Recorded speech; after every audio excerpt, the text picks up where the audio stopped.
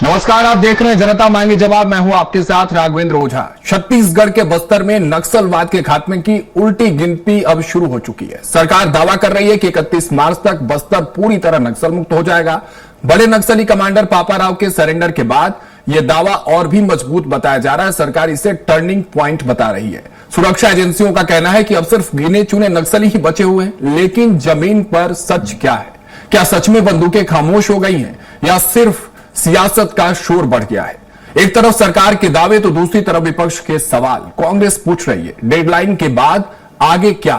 क्या नक्सलवाद खत्म होने जा रहा है? इन्हीं सवालों पर आज चर्चा करेंगे, लेकिन उससे पहले ये रिपोर्ट देखिए।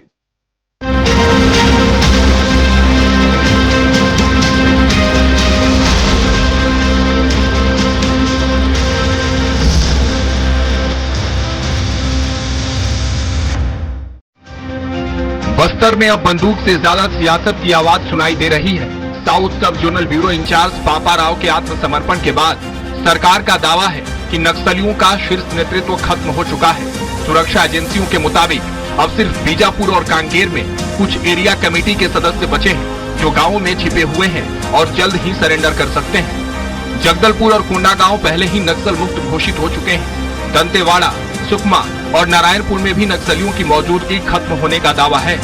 इसी के बीच 31 मार्च को केंद्रीय गृह मंत्री अमित शाह बस्तर को नक्सल मुक्त घोषित कर सकते हैं। आंकड़ों की बात करें तो साल 2025 में नक्सलियों के खिलाफ सबसे बड़ा अभियान देखने को मिला है। नक्सलियों की सेंट्रल कमेटी के 11 सदस्य मारे गए, जबकि 5 बड़े नेताओं ने सरेंडर किया। वहीं दंडकारणीय स्पेशल जोनल कमेटी के 5 सदस्य भी मारे गए और 13 ने आत्मसमर्पण किया। इनमें कई बड़े नाम शामिल हैं जिनके मारे जाने या सरेंडर करने से नक्सल संगठन को बड़ा झटका लगा है। जानकारी ये भी है कि टॉप लीडर मुपल्ला गणपत राव उर्फ गणपति देश छोड़कर नेपाल भाग गया है, जबकि पोलित ब्यूरो सदस्य मिशिर बेसरा उर्फ भास्कर अब भी फरार बताया जा रहा है। यानी साफ है कि नक्सलियों की कमर जरूर टूटी है, लेकिन पूरी तरह खात्मे के दावे पर अब भी सवाल बाकी है। वहीं मुख्यमंत्री विष्णुदेव साय ने दावा किया है कि प्रधानमंत्री और गृह मंत्री के संकल्प से नक्सलवाद खत्म होने की कगार पर है और बड़े नक्सलियों का सरेंडर इसका सबूत है। सबको मालूम है कि माननीय प्रधानमंत्री जी और माननीय गृह मंत्री जी की दृढ़ इच्छा शक्ति और उनका संकल्प और 31 मार्च इसी महीने पूरे देश से नक्सलवाद को समाप्त करना है। तो समय नजदीक है, तो समय रहते पापाराव सरेंडर किया है तो अच्छी बात है। वहीं नक्सलवाद की डेडलाइन को लेकर कांग्रेस नेता पूर्व मंत्री डॉक्टर शिव कुमार डहरिया का कहना है कि डेडलाइन के बाद भी अगर घटनाएं हुई तो क्या होगा। वहीं कांग्रेस संचार प्रमुख सुशील आनंद शुक्ला ने कहा कि क्या नक्सलवाद खत्म होने के पैमाने तय हैं? छत्तीसगढ़ में नक्सलवाद खत्म हो और सरकार इस दिशा में काम कर रही है तो ठीक है, लेकिन अभी जो निर्धारित तिथि है उसके बाद नक्सली घटनाएं होती कि नहीं होती ये देखने का विषय है। और अगर खत्म होता है तो उसके लिए अच्छी बात है, हमारे प्रदेश के लिए करना चाहिए। दावा तो कर रही है 31 मार्च 2026 तक नक्सलवाद समाप्त हो जाएगा, लेकिन उसके लिए कुछ आपने पैमाने बनाए हैं क्या कि इन पैमानों को हमने हासिल कर लिया इसलिए छत्तीसगढ़ में नक्सलवाद समाप्त हो गया? क्या अब नक्सली हिंसा नहीं होगी छत्तीसगढ़ में? क्या बस्तर में अब निर्दोषों का खून नहीं बहेगा? इसकी सरकार गारंटी लेगी? क्या सरकार वहां के पैरामिलिट्री फोर्सेस को डिप्लॉयड है उनको विड्रॉल करने जा रही है? क्या सरकार वहां से जो कैंप है उनको विड्रॉल करने जा रही है? छत्तीसगढ़ के डिप्टी सीएम विजय शर्मा ने कहा कि 31 मार्च के बाद भी सतर्कता जरूरी है। बचे नक्सलियों का पुनर्वास होगा। एहतियात तो उसके बाद भी बरतना है आपको, उसके बाद भी आपको ध्यान रखना है। पूरा चीज एक एक डॉक्यूमेंटेशन करके, फाइलिंग करके, मैपिंग करके एक एक व्यक्ति को वापस ले आने का काम। 3000 पुनर्वास हुए हैं 2 सालों में, 2000 लगभग गिरफ्तार हुए हैं 2 सालों में। इतनी बड़ी कार्रवाई हुई, 550 न्यूट्रलाइज हुए और उसके बाद ये 7,500-8 हजार का नक्सल संगठन समाप्त हुआ है। बहरहाल बस्तर में नक्सलवाद के खात्मे का दावा अपने चरम पर है। सरेंडर और इनकाउंटर के आंकड़े सरकार के पक्ष में एक मजबूत तस्वीर पेश कर रहे हैं। मुख्यमंत्री विष्णुदेव साय इसे बड़ी कामयाबी बता रहे हैं, तो विपक्ष अब भी सवालों की गोलियां दाग रहा है। क्या सच में नक्सलवाद खत्म हो जाएगा या फिर ये सिर्फ एक तय तारीख तक सीमित दावा है? फिलहाल नजरें 31 मार्च पर टिकी हुई है। जब तय होगा दावा हकीकत बनता है या फिर बहस और भी तेज होती है। स्वराज एक्सप्रेस के लिए रायपुर से दिलीप साहू की रिपोर्ट। तो चलिए इसी मुद्दे पर ज्यादा चर्चा के लिए सारे मेहमान हमारे साथ जुड़ चुके हैं, उनका परिचय करा देता हूं। निशिकांत पांडे जी भारतीय जनता पार्टी के प्रवक्ता हमारे साथ जुड़ रहे हैं। रुपेश दुबे जी कांग्रेस की बात रखेंगे, कांग्रेस प्रवक्ता हमारे साथ जुड़ रहे हैं। और के शर्मा जी वरिष्ठ पत्रकार हैं, हमारे साथ जुड़ चुके हैं। आप तीनों का बहुत बहुत स्वागत है स्वराज एक्सप्रेस पर। पांडे जी शुरुआत आपसे कर रहा हूं, और जब मैं इस चर्चे के लिए आ रहा था तो 2 लाइनें मैंने लिखी है। हालांकि पिछले 2-3 दिनों से नक्सलवाद पर बात कर रहे हैं, लगातार बात कर रहे हैं, और जो तस्वीरें आ रही हैं, चाहे पापा राव ने सरेंडर किया, तमाम नक्सलियों ने सरेंडर किए, लेकिन एक सवाल, ये सारे सरेंडर्स और आपकी सारी रणनीतियां छोड़ती हुई जा रही हैं पीछे, उस पर 2 लाइन है। वही से सवाल मैं आपसे करता हूं। एक वादा किया है आपने, डेडलाइन की जो बात आपने कही है, एक वादा जो किया है तुमने, एतबार है उस पर उन्हें, उम्मीद है कि जब आंखें खुले तो सूरत हाल बदले मिले। पांडे जी 31 मार्च 2026, 6 दिन का समय शेष है, खत्म हो जाएगा नक्सलवाद, तस्वीर बदल जाएगी, या सिर्फ परसेप्शन बदला जा रहा है? सवाल यही अब उठ के सामने आ रहे हैं। राघवन जी, आपको, रुपेश जी को, बड़े भाई के शर्मा जी को समझना। नमस्कार। सवाल कई हो सकते, सवाल होना लाजमी है, लेकिन जो आपके समक्ष है, action speaks louder than words. आपके समक्ष जो है कि 3000 समर्पित हो गए, 2000 गिरफ्तार हो गए, 500 से ज्यादा एलिमिनेट किए गए, और जो बस्तर में शांति की बूंद है, एक खुशहाल बस्तर की संकल्पना थी 4 दशक बाद। इसकी यात्रा बहुत लंबी है, बहुत दुखद है, बहुत पीड़ादायी। इस यात्रा पे हमको सफलता मिली है, और ये जो सफलता हमको मिली है वो सुरक्षा बलों का, स्थानीय प्रशासन का, स्थानीय नागरिक का, प्रदेश सरकार, राज्य सरकार, केंद्र सरकार, सबके ज्वाइंट कोलैबोरेशन से ये सफलता हमारे समक्ष है। और जो शक और सुविधा की बात है कि खत्म हो जाएगा, खत्म हो चुका है। सशस्त्र नक्सलवाद खत्म हो चुका है।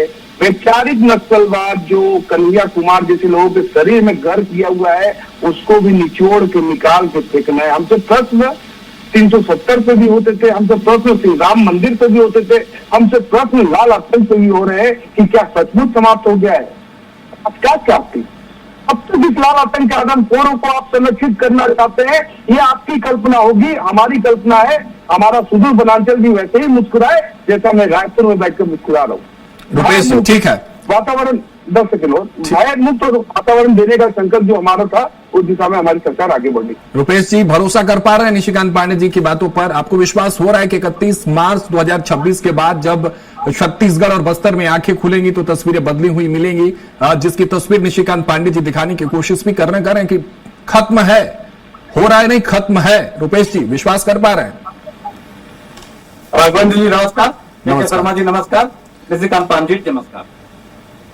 राघवेंद्र जी, छत्तीसगढ़ से नक्सलवाद मुक्त हो, छत्तीसगढ़ नक्सल मुक्त हो, बस्तर वनांचल क्षेत्र नक्सलवाद के दंश से मुक्त हो, हम सबकी एक परिकल्पना है। और यदि नक्सलवाद मुक्त होने की ओर छत्तीसगढ़ आगे बढ़ रहा है तो हम सबके लिए सुखद एहसास है। लेकिन आप जिस प्रकार से दम भरने का बात कर रहे हैं, देखिए गृह मंत्री जी, छत्तीसगढ़ के गृह मंत्री जी नक्सलवाद समाप्त हो गया बोल रहे हैं। अभी समय है, अभी जिस प्रकार से जो नक्सलवाद के हैं, जो नक्सली नेता समर्पण कर रहे हैं, उनकी लगातार आप बातें सुनेंगे समर्पण के समय, वो बोलते हैं कि जल जंगल की जमीन हमारी लड़ाई चलती रहेगी। ऐसी स्थिति में आप उनकी मानसिकता को, उनकी जो नक्सलवाद की मानसिकता है, जब तक उनको समाप्त नहीं करेंगे, उनके पुनर्वास का लाभ नहीं देंगे, और छत्तीसगढ़ में भाजपा की सरकार ने, देखिए मैं राजनीतिक दृष्टिकोण से नहीं कह रहा हूं, लेकिन छत्तीसगढ़ की सरकार ने जो वादे किए हैं, तो छत्तीसगढ़ की सरकार ने जो वादे किए प्रत्येक ग्राम पंचायत को 1 करोड़ देने की, वो विकास के मुख्य धारा में जुड़ करके काम हो।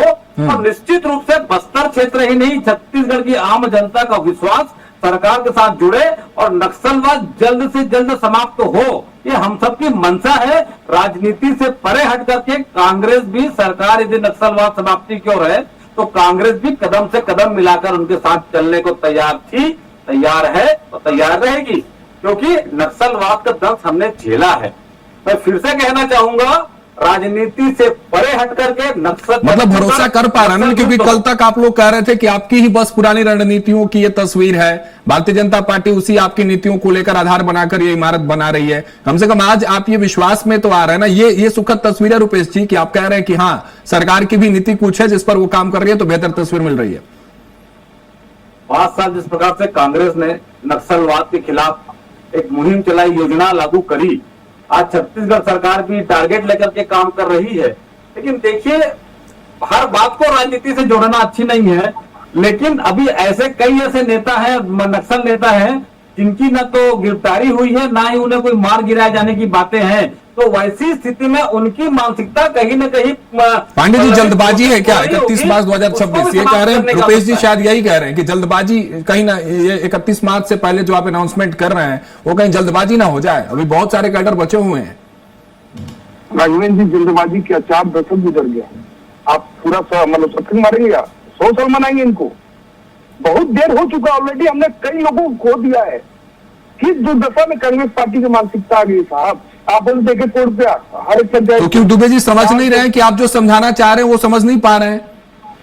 वो समझा भी नहीं पाएंगे हम, उनको जनता ही समझाती है, समझाने दीजिए उनको जनता को। लेकिन 400 करोड़ रुपया मात्र एक दंतेवाड़ा के जिले में अस्पताल के लिए। अस्पताल अब हमारा बस्तर का युवा वहां से मेडिकल डॉक्टर बन के निकलेगा, इंजीनियर बन के निकलेगा। अबुझ मार्ग का वो अबुझ जगह जहाँ पे कोई जाता नहीं था, वहाँ 1000 करोड़ रुपए से ज्यादा का विकास के कार्य, चाहे स्कूल हो, शिक्षा हो, स्वास्थ्य हो, बिजली, पानी, सड़क, सुरक्षा, सब पे नियर निर्लाल के माध्यम से बहुत तेजी से काम हो रहा है। मैं एक ही बात कहूंगा राघवेंद्र जी, आपके माध्यम से रुपेश जी को एक बार हमारे साथ चल लीजिए। बदला हुआ बस्तर, शायद आपकी मानसिकता बदलते रही।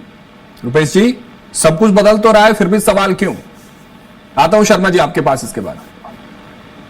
राघवेंद्र जी, देखिए, कांग्रेस सरकार की नीति पर जिस प्रकार से सरकार चल रही है, आज तक सरकार कितने लोगों को पुनर्वास दिया गया, कितने लोगों की मानसिकता बदली गई, और कितने लोगों को बेहतर वातावरण बना करके उनको नए जीवन प्रारंभ करने की जो बातें सरकार करती है, उसके बारे में स्पष्ट रूप से आम जनता के बीच नहीं बताई। मैं बार बार निशिकांत जी, मैं राजनीतिक बातें नहीं कर रहा हूं। छत्तीसगढ़ में हमने तो कांग्रेस के नेताओं को खोया है।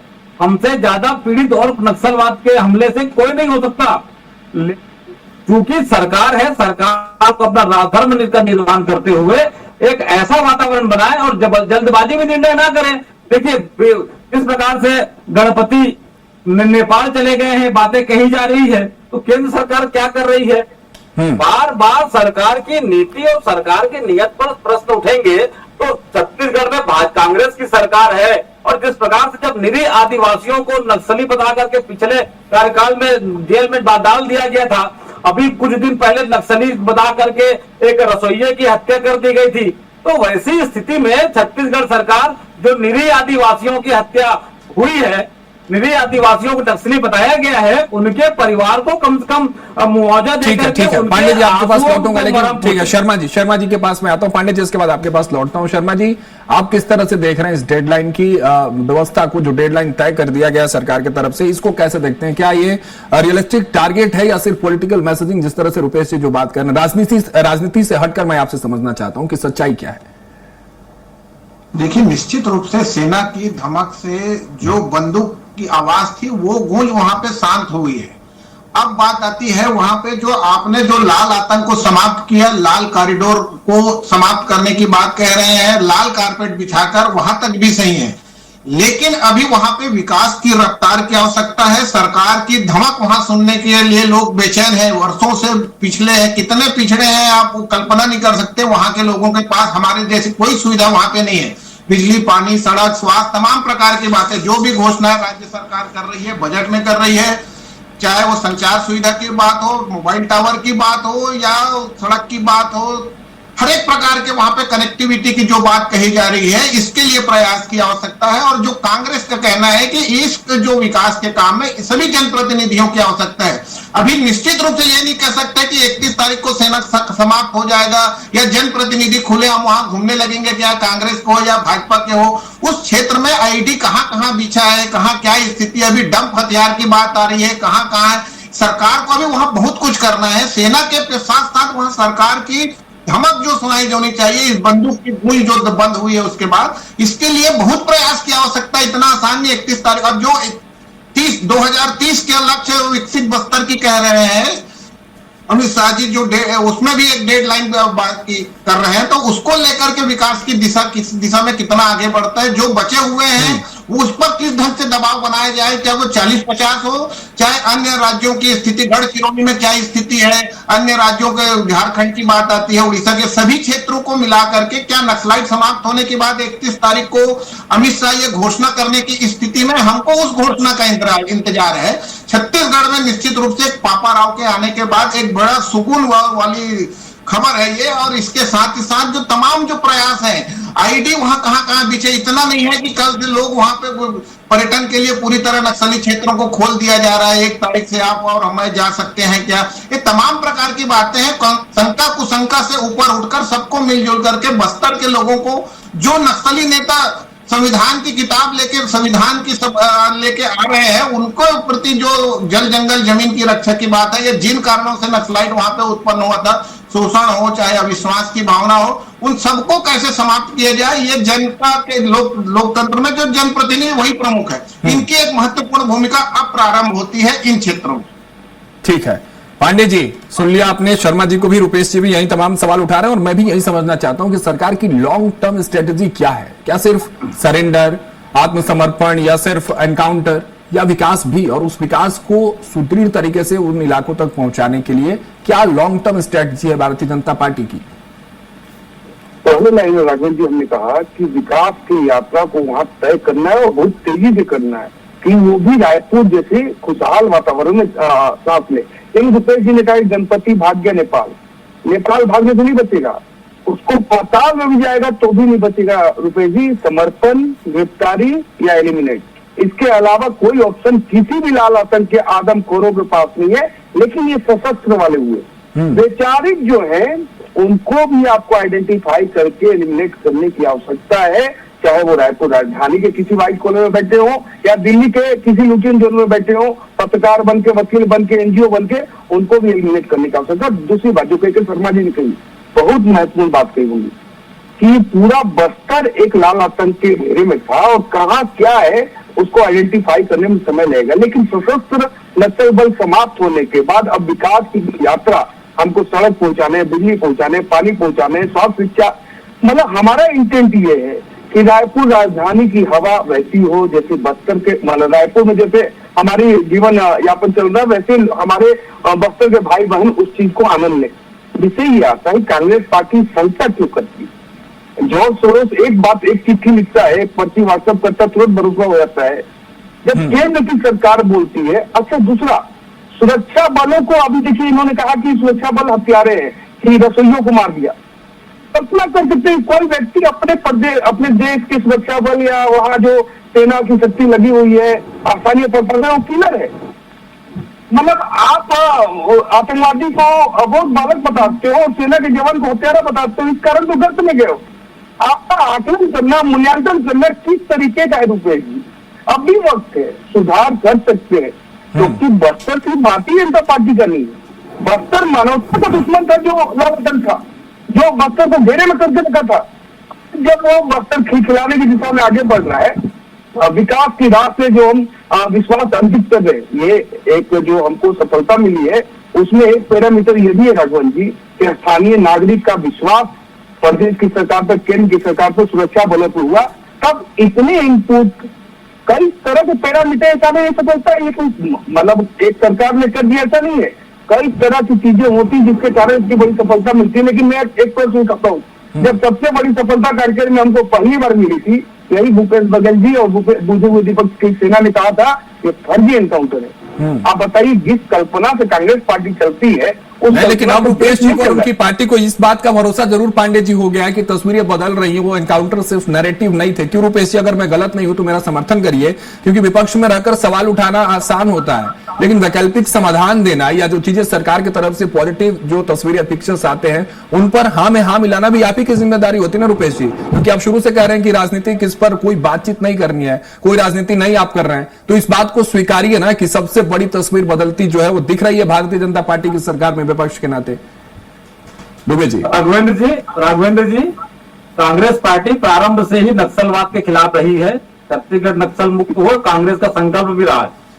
लेकिन देखिए, जिस प्रकार से बस्तर के आदिवासी प्रकृति पूजक होते हैं, पर्यावरण के प्रेमी होते हैं, और जब उद्योग के नाम पर, विकास के नाम पर जब उनके पर्यावरण को, उनके प्रकृति को जब समाप्त करने की जब बारी आएगी, तो फिर से जल जंगल जमीन का विवाद करके ये उनकी मानसिकता जो है वो फिर से होगा। क्योंकि छत्तीसगढ़ की जनता ने देखा है कि जब विधानसभा में हसदेव का जंगल नहीं काटने का प्रस्ताव कांग्रेस सरकार ने करी और भाजपा सरकार आने के बाद हसदेव के जंगल को जिस प्रकार से कटाई कर दी गई, कटाई चल रही है, विकास के नाम पर अंधी दौड़ पर आप प्रकृति को, पर्यावरण को समाप्त करेंगे, ये बर्दाश्त, क्योंकि चूंकि बस्तर आदिवासी क्षेत्र है, मैं फिर से कहना चाहूंगा, बस्तर आदिवासी क्षेत्र है, आदिवासी प्रकृति के पूजक होते हैं, पर्यावरण के प्रेमी होते हैं। ये अलग नैरेटिव सेट नहीं कर रहे हैं दुबे जी, अभी बात हम एक फिर से आप नहीं हमेशा सुनिए, नेगेटिव नहीं राघवेंद्र जी, नेगेटिव की बात नहीं है। जब हम कहीं जब स्वच्छ वातावरण में और नक्सल मुक्त होने की बात कह रहे हैं, सरकार जब दम्भ भर रही है, सरकार के कामों को सफलता मिलती दिख रही है, तो सरकार को यह सुनिश्चित भी करना चाहिए कि बस्तर के खनिज संसाधन जो हैं वो उद्योग के नाम पर किसी को बेचे नहीं जाएंगे, वहां के युवाओं को नौकरी दी पांडे जी जाएगी। क्या है, ये सिर्फ नरेशन है या सच्चाई है? पांडे जी छोटा सा जवाब, फिर शर्मा जी के पास में जाऊंगा। नरेशन है या सच्चाई? रुपए की जो बात थी उद्योग लगा के जल जगह जमीन को छीनने का, तो एनएमडीसी बचेली में जो लगाया, हम तो पैदा भी नहीं हुए थे, हमारी पार्टी भी नहीं बनी थी, आपने दिया, वहां पे एक भी स्थानीय रोजगार नहीं दिया, तो ये किसको बेचने की लगातार साजिश भाजपा की नहीं है। लेकिन आपके बीच में नहीं बोला इस प्रकार से आपसे बात रखिए पांडे जी, आप बात रखिए, सुन रहे हैं। हाँ जी, मैं ये बात कह रहा हूँ कि जब आपने दिया बचेली में प्लांट और उस समय एक स्थानीय रोजगार नहीं जनरेट हुआ, सारे रोजगार बाहर के लोगों को दिए और माल जा रहा था जापान, उस समय चिंता नहीं थी जल जगह जमीन की, उस समय तो व्यक्ति का टिप्पणी कर दी, हमने तो एक इंच किसी को नहीं दिया है, कोई डर के निचोड़ पे कह रहा है, उस पर भी जाके दिखाते कि 1 इंच जमीन किसी को दिया गया है। विषय ये है कि विकास के राह को तय करना है या नहीं करना है। आप क्या चाहते हैं कि प्रकृति के पूजक को आप इसी तरह प्रकृति पूजक मान के छोड़ देना चाहते हैं अपने हाल से? 4 दशक तो आपने छोड़ दिया। चलिए ठीक है पांडे जी, दुबे जी और शर्मा जी, समय हमारे पास इतना ही था। बहुत शुक्रिया आप तीनों का हमारे साथ जुड़ने के लिए इस खास चर्चा में, बहुत बहुत शुक्रिया। तो देखिए ये चर्चा जो हुई नक्सलवाद के खात्मे को लेकर लगातार छत्तीसगढ़ में जो सियासी जंग है उस पर जारी है। तो आपने देखा भी कि बस्तर में किस तरह से नक्सलवाद के खात्मे को लेकर दावे भी बढ़े और सवाल भी उतने ही तीखे।